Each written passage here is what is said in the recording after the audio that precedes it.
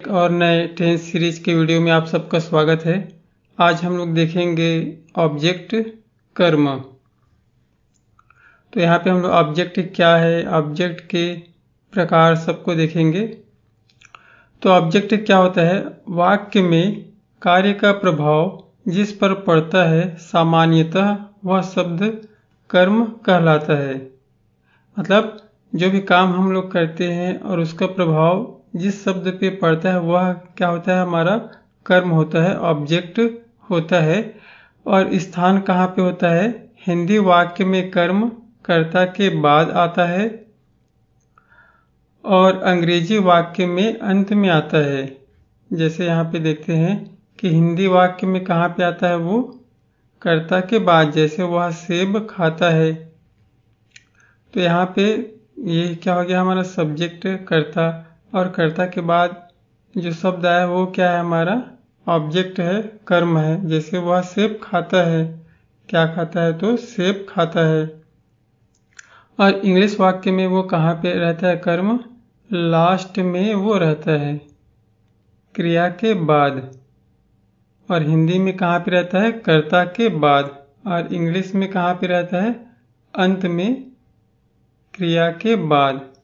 दूसरा देखते हैं, मैंने एक निबंध लिखा।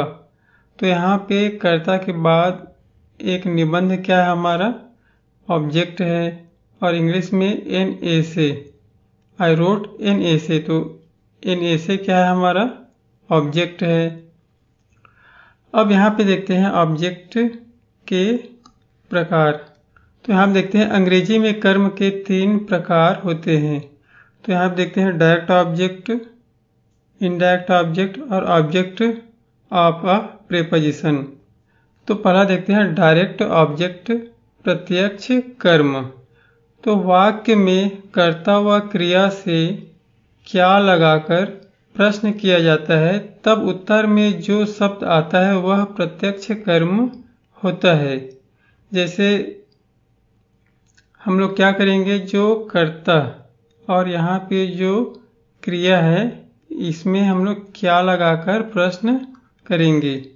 जैसे राजा राइट्स अ लेटर, राजा एक पत्र लिखता है। तो यहाँ पे हम लोग क्या लगाकर प्रश्न करेंगे कि राजा क्या लिखता है? तो उत्तर में क्या आएगा? A letter. तो ये क्या होगा? हमारा डायरेक्ट ऑब्जेक्ट होगा। यहाँ पे ये डायरेक्ट ऑब्जेक्ट है ये।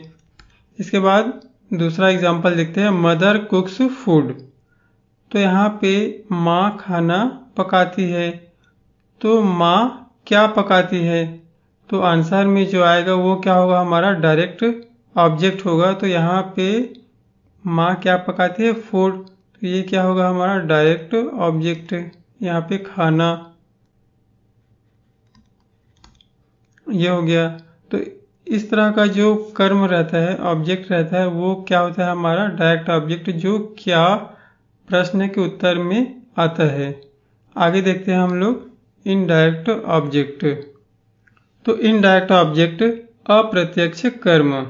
वाक्य में कर्ता व क्रिया से किसे या किसको लगाकर प्रश्न किया जाता है, तब उत्तर में जो आता है वह शब्द इनडायरेक्ट ऑब्जेक्ट होता है। तो यहाँ पे हमको क्या करना है? किसे या किसको लगाकर प्रश्न करना है। जैसे he gave me a pen, उसने मुझे एक पेन दिया। तो उसने किसे एक पेन दिया? उसने किसे या किसको पेन दिया? तो उत्तर में क्या आएगा? मुझे, मी। उसने मुझे एक पेन दिया। तो यहाँ पे ये मी क्या होगा? हमारा इनडायरेक्ट ऑब्जेक्ट होगा। इसके बाद एक और एग्जांपल देखते हैं, राजा गेव रानी अ प्रेजेंट। राजा ने रानी को उपहार दिया। तो यहाँ पे राजा ने किसे एक उपहार दिया या राजा ने किसको एक उपहार दिया? तो आंसर में क्या आएगा? रानी, यहाँ पे। तो ये क्या होगा? हमारा इनडायरेक्ट ऑब्जेक्ट। तो मेरे ख्याल से डायरेक्ट ऑब्जेक्ट और इनडायरेक्ट ऑब्जेक्ट समझ में आ गया होगा। आगे देखते हैं। ऑब्जेक्ट ऑफ अ प्रीपोजिशन, पूर्व सर्ग या संबंध सूचक अव्यय का कर्म। संज्ञा या सर्वनाम जो प्रीपोजिशन के बाद आए वह ऑब्जेक्ट ऑफ अ प्रीपोजिशन कहलाता है। जैसे टू, बिहाइंड, इस तरह का जो प्रीपोजिशन संबंध सूचक अव्यय रहता है उसके बाद जो आता है संज्ञा या सर्वनाम, तो वह क्या कहलाता है? Object of a preposition. तो जैसे यहाँ पे ही गोज टू स्कूल डेली, वह रोज स्कूल जाता है, तो यहाँ पे ये जो स्कूल है ये क्या होगा? हमारा ऑब्जेक्ट ऑफ अ प्रीपोजिशन, यहाँ पे स्कूल। इसके बाद the kids are hiding behind the tree, बच्चे पेड़ के पीछे छिप रहे हैं, तो यहाँ पे जो ये क्या हमारा प्रीपोजिशन है पीछे, तो उसके बाद क्या आया है?